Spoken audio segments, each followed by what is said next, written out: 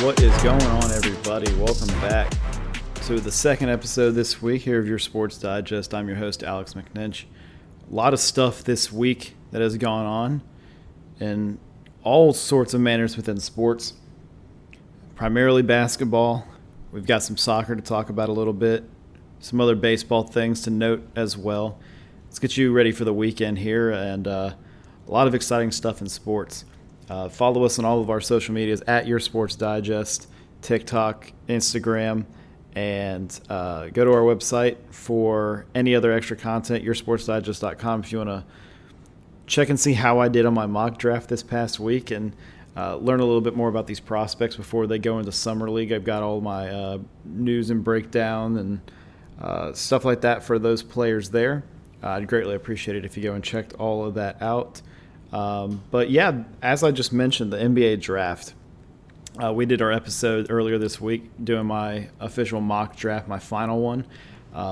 Every single year, I do this thing where I decide to overthink every pick or follow too much with the trends or follow too much with the rumors, and I get trapped every single time, just as I did this year with all the guys getting picked.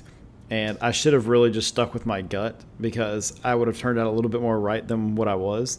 But, you know, we roll with the punches, we move on from it. But NBA draft was crazy. For the first 4 picks, it was everybody's consensus and what we figured besides all the smoke screen. Debansta to Washington, Boozer to Memphis, Peterson to Utah, Wilson to Chicago. Keaton Wagler ended up going to the Clippers, which everybody kind of expected. I put in my first original mock draft. I don't know why I changed it. Again, I fell for everything. But we won't really break down every single pick and the entirety of the draft, but there's a couple of picks that we need to kind of note about as to players who might have dropped, players who went a little higher than expected, and all these other different moves. But first, before any of that happened, this is, I believe, the night before the first round of the NBA draft. I recorded my podcast, and I'm like, okay, I'm putting all of these different rulings and stipulations out there, whether if Giannis got traded or not. And as soon as I start editing the podcast and putting the music into it and everything, my phone dings, and there's Shams telling me that there was a trade happening, and it ended up being something a little bit smaller of a deal, but Julius Randle heading to the Brooklyn Nets and basically a salary dump for the Minnesota Timberwolves, and the Nets sending Nick Claxton over to the Bulls, which creates them a great front court now, or I don't want to say a great, but an interesting front court now to see if Nick Claxton can bounce back for the Bulls with him and Wilson at the 4 and the 5. But I think what happened that night with Minnesota dumping all of that money from Julius Randle into Brooklyn to clear up cap space leads into something we're going to talk about here in just a little bit as well. But then later that night, I'm sitting there laying in bed, and I'm like, there's no way this trade doesn't happen, right? I know it's going to happen. I'm going to wake up at 4 in the morning on accident. I'm going to roll over, and I'm going to see on my phone that everything has happened, and I'm going to miss it again. Well, luckily, I was awake when it happened, but then the Shams notification hit. Giannis has been traded to the Miami Heat in exchange for Jaime Jaquez, Khalil Ware, Tyler Hero, Kasparas Jakusionis, and 3 first-round picks, and I believe a pick swap and a few seconds as well. One of those first-round picks ended up being the 13th pick in the draft on Tuesday night, but what a haul for the Milwaukee Bucks, honestly. Like, I think a lot of people were worried about what the return could be. When there were rumors about the Celtics, you can get a guy like Jaylen Brown to keep your franchise kind of going. But after the Bucks hired Taylor Jenkins, I obviously have my own love and appreciation for Taylor Jenkins. If there's one thing that Taylor Jenkins does, is he gets the absolute most out of every single player on your roster, especially the young guys in a rebuilding situation. Taylor Jenkins is a coach that you bring him into a rebuilding situation and he boosts your timeline up a few years just because of how well he coaches these guys. I got to see it firsthand here in Memphis, but I think this was a great opportunity for the Bucks to capitalize on Giannis in the best way possible. And obviously they wanted more from Boston than just Jaylen Brown, and they wanted a little bit more youth to bet on in the future. Boston didn't budge on their youth, so they turned to Miami, and Miami ultimately gave in to what the Bucks wanted. Pat Riley said, you know what, I'm on the back half of my time here in Miami, and I might not be able to be around to see these draft picks in 2030, so who cares? Get rid of them. Let it happen. So they capitalize on the opportunity. For Milwaukee, getting Jaquez and Jack Osionis, Khalil Ware, like those three guys alone instantly become an intriguing young little group of guys and core to surround around Ryan Rollins, and then the two guys they drafted on Tuesday night, Braden Burries out of Arizona, Nate Ament out of Tennessee, using that Miami pick. So that now is a good group of young guys that you can build around for the future if you're Milwaukee, because over the years, Milwaukee has spent all of their draft picks getting guys like Damian Lillard, Drew Holiday, who else, Kyle Kuzma, whatever it may be. They spend all these draft picks trying to get these guys, and it's time to accumulate some back. Now, a lot of Miami's picks are not going to be lottery picks or even in the top 20, expecting they turn out the way that everybody wants them to and the Heat expect them to by trading for Giannis. But for Milwaukee's sake, to have those guys and then also get a piece in Tyler Hero that is from Milwaukee, can play in his hometown, and if he wants to stay and be a part of this a little bit, he can. Or if you're Milwaukee, you could be like, hey, Detroit, you want this guy who can play extremely well next to Cade Cunningham? Well, give us some of your assets, and here's that. Or if they want to flip him somewhere else, they can. But it seems like all signs are pointing towards Milwaukee wanting to keep Tyler Hero, and that honestly is a great opportunity for them to see what they got in him and make him kind of the attraction for Bucks fans to come in and watch games, because when you're rebuilding, it's kind of hard for that. But if you have a young guy that's from your hometown, it's going to be an easy place to be able to get guys to come in or people to come in and watch the Bucks play basketball. So for the Bucks, I would say it's a home run get really for when you're trading a guy like Giannis. And the Miami Heat, you're parting ways with a lot of your young talent. It seemed like Tyler Hero's departure from Miami was inevitable, but you're getting a guy in Giannis Antetokounmpo who's a top 3 player in the NBA when healthy, when playing, top 3-4 player in the NBA. So pair him alongside Bam Adebayo. That is, for a defensive standpoint, a nightmare for opposing teams. And then you add a guy, Davion Mitchell, who's their starting point guard now at the moment. That's another defensive demon that's up there. And you're able to keep a guy like Pele Larson, who has shown a lot of promise the past 2 years out of Arizona. Good two-way guy as well. So you're still keeping a little bit of your team there. Now they only have like 9 guys on their roster, so they're going to have to figure that out with limited cap space.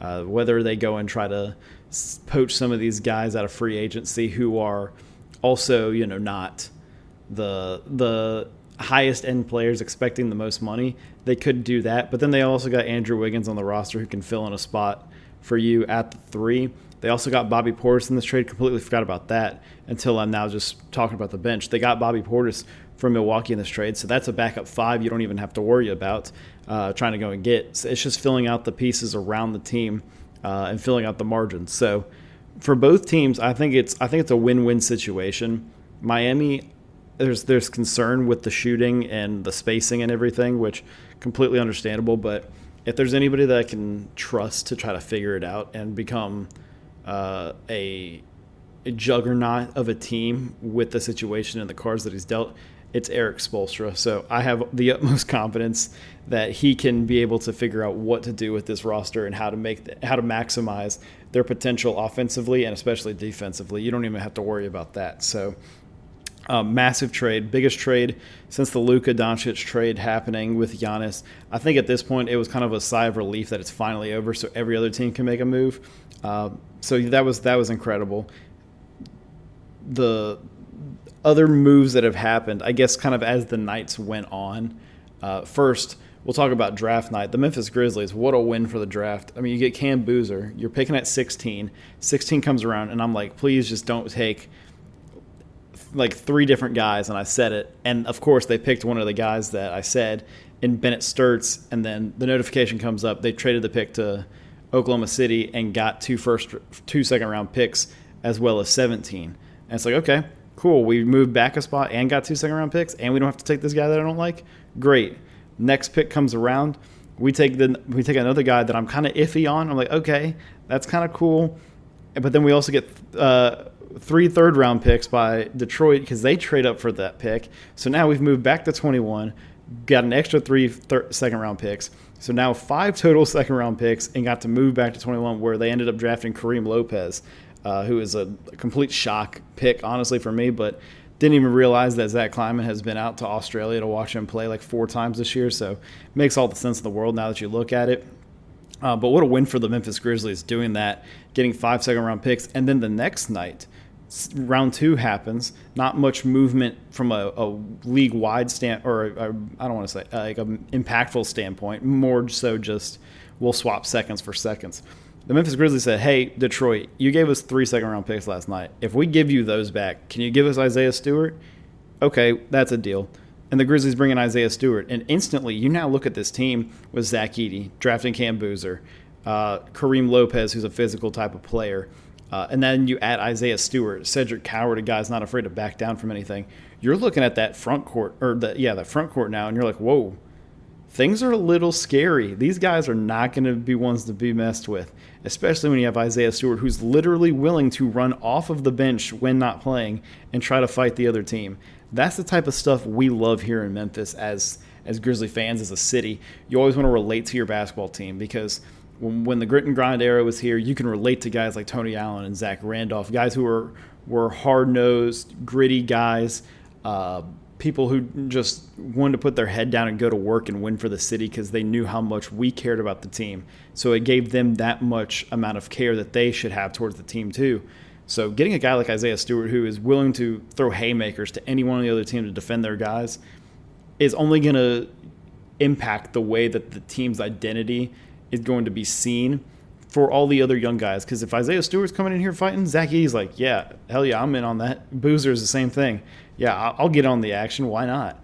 So great job from the Memphis Grizzlies front office by being able to get those second-round picks and then cashing them in immediately for a guy that could fit your team's identity and DNA. And then the second round ends, and you start to sit and think, like, okay, there's been some Jaylen Brown rumors saying that he's definitely gone. And I get back into bed, getting ready to go to bed, and another tweet notification pops up. LaMelo Ball is potentially going to be on the move in the next 24 to 48 hours. And it's like, whoa. What's going on? What's happening here?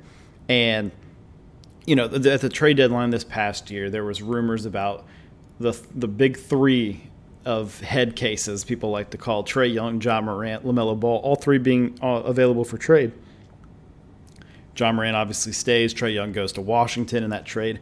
And LaMelo Ball ultimately stays as well. And the Hornets talk about, well, we want this guy to be able to be with us. We want to see this through. And they do, and he has an incredible end to the season. They make the run into the play-in tournament, unfortunately losing in the play-in, but it looked like, okay, you can build around this core with LaMelo. They drafted Hannes Steinbach, who's a great guy to have as a 5 next to LaMelo Ball. I thought they fit really well together.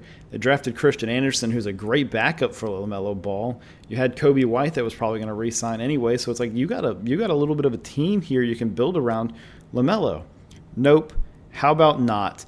Then you wake up yesterday morning, yesterday it was Thursday. You wake up Thursday morning, LaMelo Ball has been traded to the Minnesota Timberwolves. And it's like, whoa, okay. That's why Minnesota traded Julius Randle the other night to get some cap space here to be able to get a guy like LaMelo Ball. So now LaMelo Ball and Anthony Edwards together, that's a good pairing for those 2 guys. Now, it's a last-ditch effort in my mind for Minnesota to try to keep Anthony Edwards around because if things don't go well and Ant can't find a way to win, I would not be shocked in the next year or 2 he requests a trade and tries to get his way to Atlanta to go back home and play. But let's speak in the now right with all of this. LaMelo goes to Minnesota. Naz Reid, who was just announced was going to start next to Rudy Gobert after the Julius Randle trade. Get out of town, bucko. You're going to Charlotte. And now you're looking at LaMelo Ball, Anthony Edwards. They're going to intend to re-sign Ayo Dosunmu, who they acquired at the last year's trade deadline. Jaden McDaniels, great defensive player. Rudy Gobert, great defensive player. So now you've got that group of guys as your starting five, and it's a little bit of a different look for them, especially since the entirety of the Wolves organization have been looking for a point guard alongside Anthony Edwards for years now. Finally get that guy to see if it's going to work in any way, and if it doesn't, then I don't know. It could get ugly for Minnesota pretty quickly, especially with other teams in the West getting even better than what they were before. So just some massive trades happening in the NBA. I expect more as free agency starts to roll around here in the next week. So things are going to get very, very interesting in the NBA here as soon as possible, with even more trades on the horizon and guys expecting to be on the move. But draft was great. Everything in the draft was a fun watch. There's some guys that dropped. LeBaron Philon, who I thought was going to be a late lottery, just outside the lottery guy, falls all the way down to 22 to Philadelphia. I think it's 22. Yes, 22 to Philadelphia. Cameron Carr, who we talked about as a guy that seemed almost like a lottery lock, drops to 24. He's going to Los Angeles. Chris Sinak Jr. drops down to 27. He's going to Boston. Let's see if there's anybody else that I noticed that goes way lower than possible. No. Zuby Ejiofor goes pretty high at 23 to the Hawks. He was a late first-round guy, maybe second-rounder. Sergio Delaria is a guy who I had in the second round. Didn't think he was going to come over to the States. He's going to Dallas, got picked at 25. Alex Caravan ends up being a first-round pick. And Isaiah Evans drops out of the first round. That's a surprise. Malik Thomas drops out of the first round. A surprise there as well. And I think the biggest overall shock to me was the fact that we had to wait all the way to 52 to get Henry Visar to be picked. This was a guy that I had in the late first round that I thought for sure was a lock there. Ends up falling into the second round. And after the first 5 picks, it's like, whoa, what's going on now? Seems like there was a behind-the-scenes thing that the agent was pushing to go to a certain situation. Visar ends up going to Atlanta. He's going to be a good backup big there with that team. I think he'll shine with that group pretty well. So that's exciting. I don't think there's anything else. Morris Johnson goes to the Mavericks. So Dusty May, in his first days, I guess, after being the head coach in Dallas, picks his favorite Michigan guy. Ademar goes to the Thunder.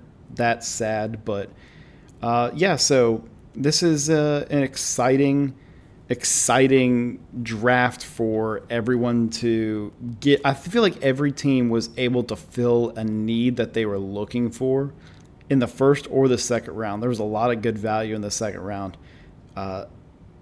I'm really excited to see Summer League and to see these guys play, especially the big guys, to see how they're going to compete against one another. But keep tuned in here at Your Sports Digest for any of the NBA transactions.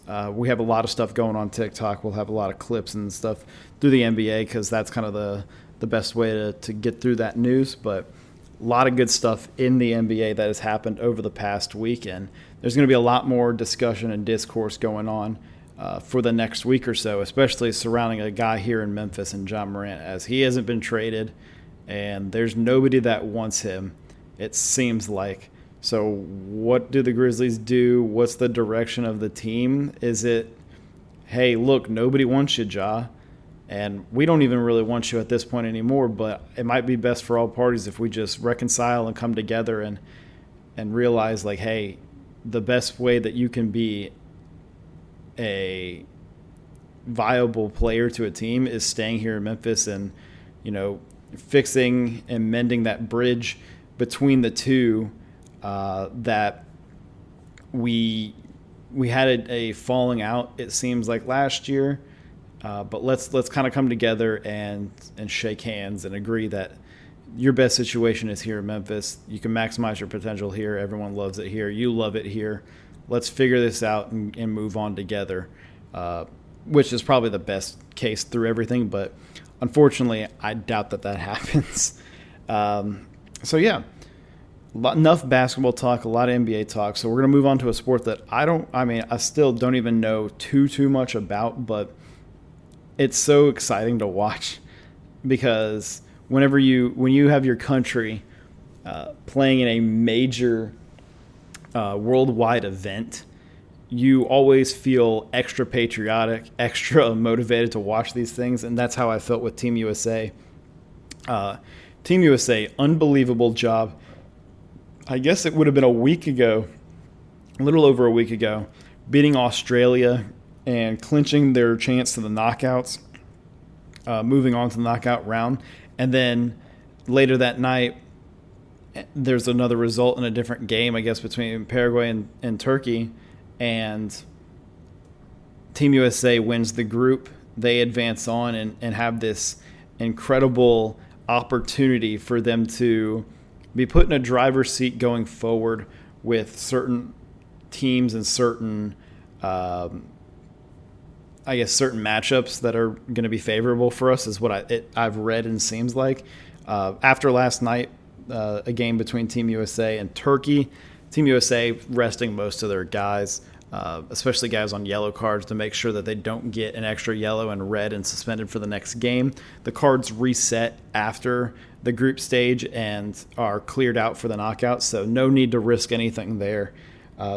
USA loses to Turkey 3-2. Turkey scores a goal in the 98th minute. It was unfortunate. It was a tough ending for Team USA, but they went up early 1-0 pretty quick, and then Turkey responds. Team USA gets a goal offsides. Then not even a minute or two later, Turkey comes down, scores, goes into half 2-1.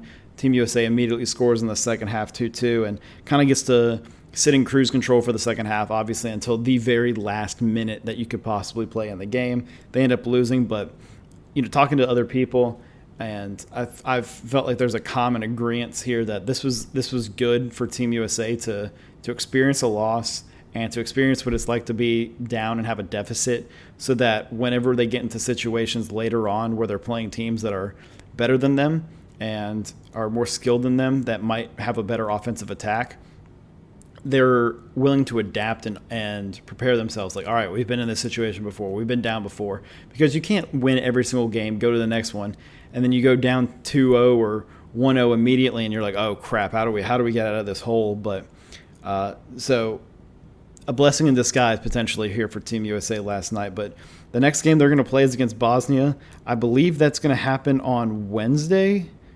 or Thursday? Yes, Wednesday at 7 p.m. against Bosnia in the round of 32. So Wednesday, July 1st. That'll be a lot of fun to be able to watch. Still, teams are having to qualify in the next coming days. It looks like there's going to be, I guess today is a big day for a lot of teams. And then Saturday is going to be the last day of group stages, to where we'll see who gets to move on in the final bracket moving on into the knockout stages. We'll kind of break down then what Team USA's outlook is going to be after we know who they're going to play. But as of right now, we know that they play Bosnia on Wednesday, and that'll be fun to watch Team USA go.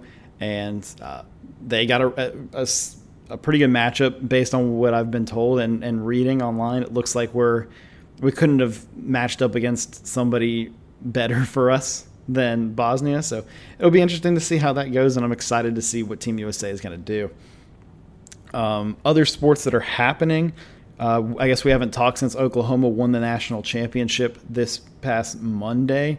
Really unfortunate for North Carolina, who went down and lost Game 1. Game 2 came out and was dominant, and then in Game 3, Oklahoma just put the beating down on North Carolina. So Oklahoma wins their first College World Series since 1997.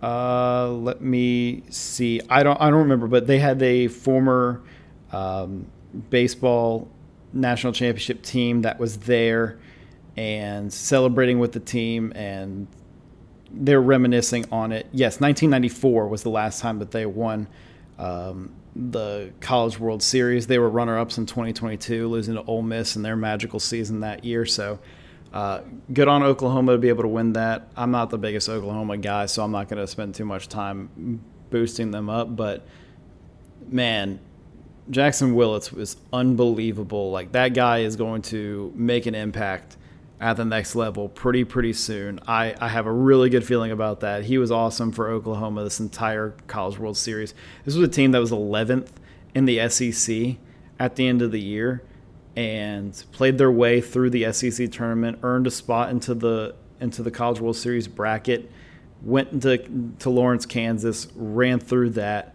and then they went into – dang it, where did they go into? I just drew a blank immediately where they went into afterwards. Whatever. But yes, they had a good run for themselves and were able to make it into the College World Series and ran the table there. The team got hot at the right time and ends up getting into the right situation. So congrats to the Sooners for winning the College World Series there. Other sports that are going on, it's the MLB. Golf is happening. WNBA is going on. The MLB's got some interesting storylines going on. Carlos Mendoza, the Mets manager, was just fired this morning after an absolutely brutal start for the New York Mets, 34-47 this year. They went out and signed Bo Bichette, traded for Freddie Peralta and Luis Robert. They were expecting to be a much better team this year than even they were last year, and it's just been horrible. They can't pitch. They can't hit. It's been really, really ugly. So they've also had a lot of injury issues that have kind of derailed the team and the structure of the team. So unfortunately for the Mets, they kind of start to fall down, and now they have to kind of reshape what they're expecting to be for the rest of this year and outlooking forward. My Red Sox stink. We don't even have to talk about that. They're so bad, but yet management and ownership want to try to capitalize on this year, but 33-46 isn't going to scream World Series to me. The MLB All-Star Game voting is just dropped, and the first person to be announced as a starter in the MLB or for the American League in the All-Star Game is Ernie Clement for the Toronto Blue Jays. And this is a conversation we're going to have here real quick. I like Ernie Clement. I think he's a good ball player. He's hitting .294 on the year with 7 homers. It's not like he's a terrible player. But when you look at the All-Star voting, every single position has a Toronto Blue Jays player in it. And I'll tell you the things that are wrong with it. Vladimir Guerrero has not had a great year, but he's fine. He's a name value, understandably so, why he's in there. Andres Jimenez is having not a good year really at all. So he ends up being in there. He's a 645 OPS. That's not an all-star. I can guarantee you that. Jesus Sanchez is hitting .277 with 7 home runs and has a 760 OPS. Not an all-star. Dalton Varsho playing center field, .266, 7 homers. Why does every Blue Jays player have 7 home runs? This is confusing. 778 OPS, not an all-star. Addison Barger is hurt. He's in the voting. George Springer hitting .219 with 8 home runs and a 682 OPS. That is not an all-star. And the worst one of all of them, I swear I'm not hating on the Blue Jays. I'm just going to, it's setting it up for the whole issue that I've got going on here. The worst one of all, the runner-up right now in voting for all-star starting catcher is Alejandro Kirk. Alejandro Kirk is hitting .196 in 14 games this season. 14. There's been like 80 games played. He's played 14 games. And he is the second person that is going to be voted for to be the starting catcher on the American League All-Star team. What kind of joke is this? That is the biggest problem with all-star games in the MLB. You have all this voting format. You let the fans be heard, which is great. Everyone gets a say. But when you've got an entire country voting for all these players, and now this situation where a guy who's hitting sub 200 is going to be a potential all-star because of it, give me a break. The MLB is in major limbo right now. Let's go. I mean, we're only 30 minutes in. I'll keep you guys for another 5 minutes if you allow me to talk about the absolute monstrosity, which is the MLB and the CBA that they potentially have going on. If you had listened to previous episodes of my old podcast, The Punch-Out, we talked about how the impending lockout was going to happen in the next few years and how it's dangerous and how it could really ruin baseball. But boy, oh boy, this is going to get ugly soon. So for those of you who aren't familiar, essentially there's a collective bargaining agreement between the Players Association and all of the owners and league officials within the MLB, where obviously there's a bargaining agreement between both parties that allow them to vote on new rules, new stipulations, all this type of stuff. And the biggest issue that they're going to have this year is the owners are going to be fighting for a salary cap, a base salary, a max salary, and a maximum of years that you're allowed to play. Obviously, the players are going to go against this because this went from untapped potential of earnings to, well, now we're setting a limit on you guys, which is completely embarrassing.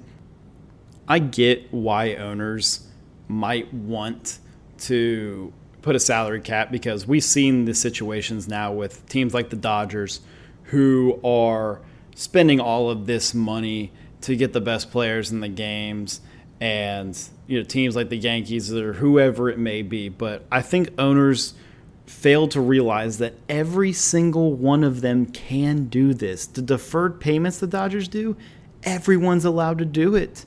Everyone's allowed to do it. You're not forcing yourself to not spend money like the Dodgers. You've just got a team like the Dodgers whose owners care about the teams. What a surprise. And I'm a guy who doesn't even care for the Dodgers that much. But I'm still going to sit here and defend them because every single team can spend the amount of money that they want to spend. It is on ownership, and it is their fault that they are not going to spend enough money on this team because they either have too many investments, they don't care enough about the team, or I don't know. It's one of the two, actually. It's just one of the two. So we've got an issue there within the MLB and how they're going to be dealing with this whole bargaining agreement with the salary cap. And then they start proposing these new rules about, well, we want to change the draft process to where we're shrinking it to 12 rounds, which is kind of okay because a lot of people don't sign anyways. 12 rounds, but no high school players are allowed to be drafted in the first year entry draft. They have to go to college and play for at least 2 years, and then after your sophomore year you can enter. And then international prospects, we're going to have a draft for that as well, which that makes a little bit more sense as well. But the entirety of this first year amateur entry draft is a complete problem, because half of your players in the MLB, I would say more than half, are out of high school draftees. And now you're going to be limiting these guys to force them to go play college baseball and force them to be there for 2 years, and then you can come do it. But you're also shrinking the rounds to 12. So now, let's say that they enforce this. The first 2 years are going to be fine because you're going to get only the guys who are in college right now, going to be able to filter those through. All those impending freshmen out of high school players are going to go to college. You don't got to worry about them in the draft. So the 12 rounds makes sense. But then what happens in 2 to 3 years whenever when this takes through and is seen through to where these college freshmen that are now coming from high school past their sophomore year, and now you have an overload of those who are currently underclassmen now going to be juniors and seniors, and then those guys who are coming out of high school to be end of their sophomore year going into being juniors.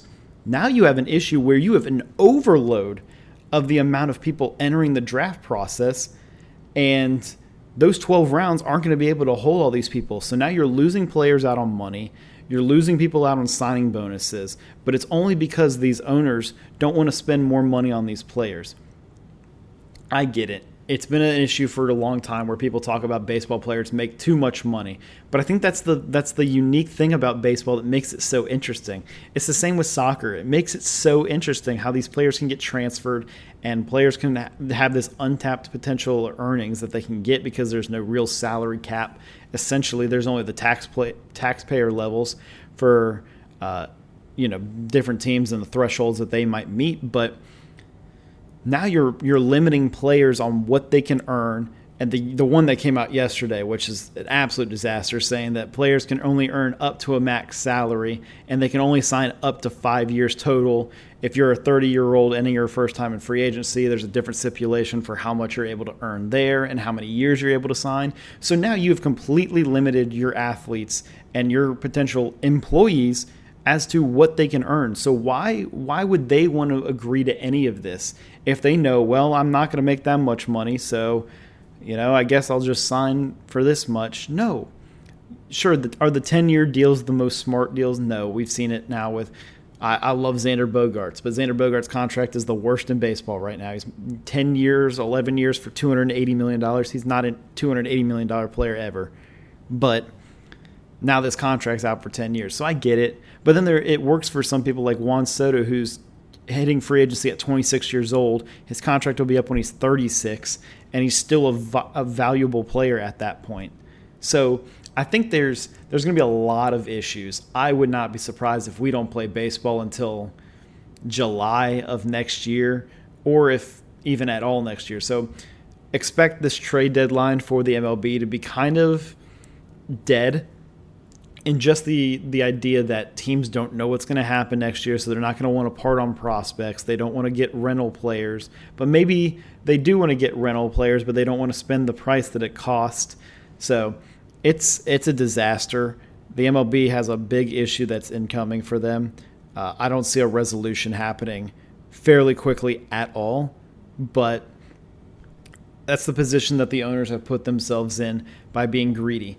And they can only blame anybody. They can't blame anybody but themselves for putting themselves in this situation and losing out on money next year. Let's keep this in mind.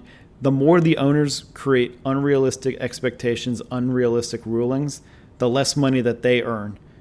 So you can't complain about spending money when you're forcefully locking yourself out of earning any more money because of these unjust rules that you're trying to put in place for these players. So there's my MLB rant for you guys here at the end of the podcast if you cared enough about it. But it's going to become a massive talking point that everybody's going to be hearing about. And once the NBA draft or NBA free agency cools down and soccer's kind of cooling down, the World Cup ends, it's going to be baseball all the way up until we can get to football season kind of starting. So I want to give you guys a little bit of a brief preface based on what's going to be happening here the rest of the summer and what to expect going forward in the MLB. But that'll be it for this week. I hope you guys enjoyed everything this week, enjoyed all the content that I was able to put out for you guys. There's going to be more, again, at Your Sports Digest on all of my social medias. TikTok and Instagram mainly are going to be the big ones to go to. Also have YouTube where we'll do shorts and the video version. There's no face cam because I don't want anybody looking at me. I feel kind of awkward doing that still. But go to there and follow me there and watch my short form content. YourSportsDigest.com to learn more about these draft picks. I'll have some more articles I'll be writing and publishing here soon. And yeah, share this with a friend or share this with somebody that might love sports and wants to talk about this kind of stuff and needs something to listen to. So with all that being said, I appreciate you guys for listening. You know how much it means. You don't know how much it means to me that you guys listen to this and listen all the way through. So yeah, I will see you guys next week. Enjoy your weekend.